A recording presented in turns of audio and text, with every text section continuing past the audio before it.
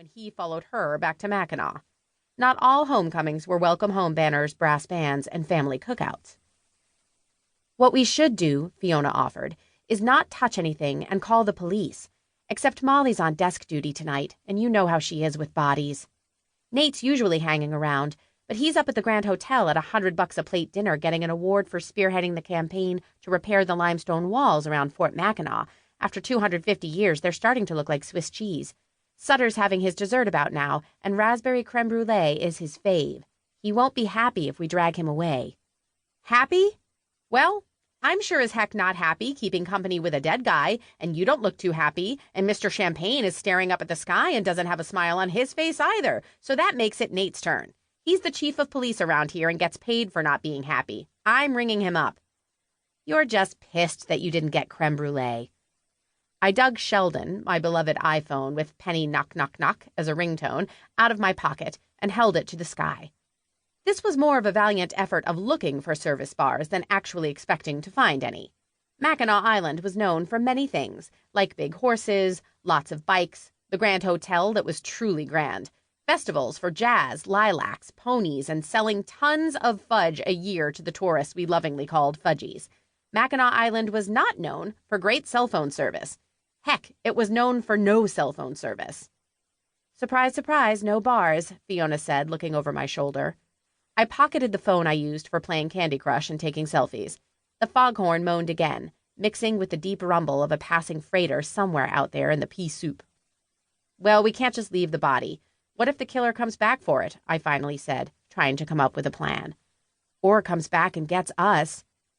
We eyed the string of hazy fluorescents dotting the pier and leading back to the warehouse where we started. You know it's locked. There's a landline inside, and these are desperate times.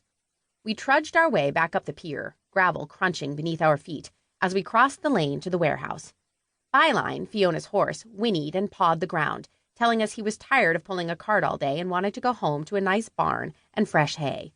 I could relate, except for the barn and hay part. I was more of a flannel Hello Kitty nightshirt and hot cocoa kind of girl. This rock should work.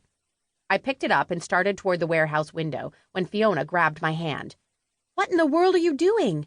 Captain will have a coronary if you bust a window. Just pick the freaking lock. That zipper pull on your fleece has 2 purple paper clips attached. My guess is they're not strictly for decoration, and if you break the window, it'll set off an alarm.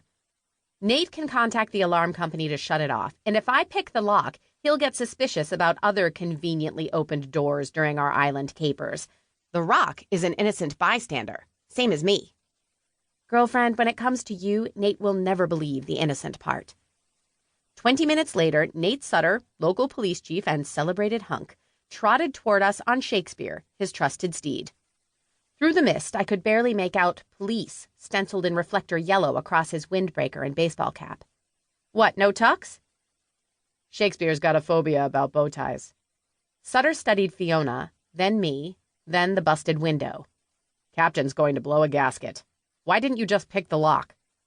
Told you so, Fiona sing-songed as Nate slid to the ground. How was the benefit? Irish Donna ate my creme brulee, and I got a flintlock pistol to hang on my wall.